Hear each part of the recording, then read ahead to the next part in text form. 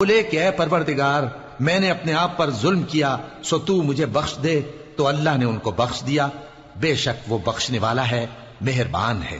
کہنے لگے کہ اے پروردگار تو نے جو مجھ پر مہربانی فرمائی ہے تو میں بھی آئندہ کبھی گناہ گاروں کا مددگار نہ بنوں گا۔ الغرض صبح کے وقت شہر میں ڈرتے ڈرتے داخل ہوئے کہ دیکھیں کیا ہوتا ہے، تو ناگہاں وہی شخص جس نے کل ان سے مدد مانگی تھی پھر ان کو پکار رہا ہے۔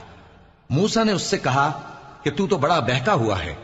پھر جب موسیٰ نے ارادہ کیا کہ اس شخص کو جو ان دونوں کا دشمن تھا پکڑ لیں، تو وہ بول اٹھا کہ جس طرح تم نے کل ایک شخص کو مار ڈالا تھا اسی طرح چاہتے ہو کہ تم مجھے بھی مار ڈالو۔ تم تو یہی چاہتے ہو کہ ملک میں ظلم و ستم کرتے پھرو، اور یہ نہیں چاہتے کہ صلح کرانے والوں میں سے ہو جاؤ۔ اور ایک شخص شہر کی پرلی طرف سے دوڑتا ہوا آیا، بولا کہ اے موسیٰ، اہل دربار تمہارے بارے میں مشورے کرتے ہیں کہ تم کو مار ڈالیں، سو تم یہاں سے نکل جاؤ، میں تمہارا خیر خواہ ہوں۔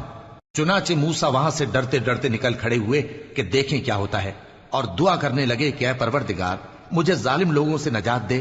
اور جب انہوں نے مدین کی طرف رخ کیا تو کہنے لگے امید ہے کہ میرا پروردگار مجھے سیدھا رستہ بتائے۔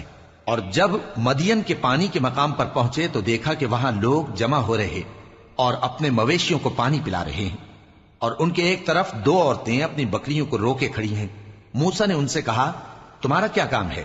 وہ بولی کہ جب تک چرواہے اپنے جانوروں کو لے نہ جائیں ہم پانی نہیں پلا سکتے، اور ہمارے والد بڑی عمر کے بوڑھے ہیں۔ تو موسیٰ نے ان کے لیے بکریوں کو پانی پلا دیا، پھر سائے کی طرف چلے گئے اور کہنے لگے کہ پروردگار میں اس کا محتاج ہوں کہ تو مجھ پر اپنی نعمت نازل فرمائے۔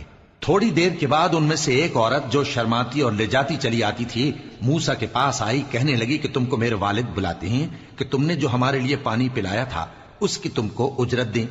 پھر جب وہ ان کے پاس آئے اور ان سے اپنا ماجرا بیان کیا تو انہوں نے کہا کہ کچھ خوف نہ کرو، تم ظالم لوگوں سے بچ آئے ہو۔ ایک لڑکی بولی کہ ابا ان کو نوکر رکھ لیجئے، کیونکہ بہترین نوکر جو آپ رکھیں وہ ہے جو توانا ہو، امانت دار ہو۔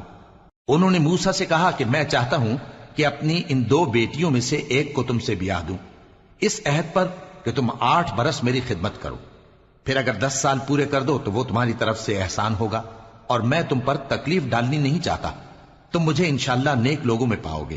موسیٰ نے کہا کہ مجھ میں اور آپ میں یہ عہد پختہ ہوا، میں جو مدت چاہوں پوری کر دوں، پھر مجھ پر کوئی زیادتی نہ ہو، اور ہم جو معاہدہ کرتے ہیں اللہ اس پر گواہ ہے۔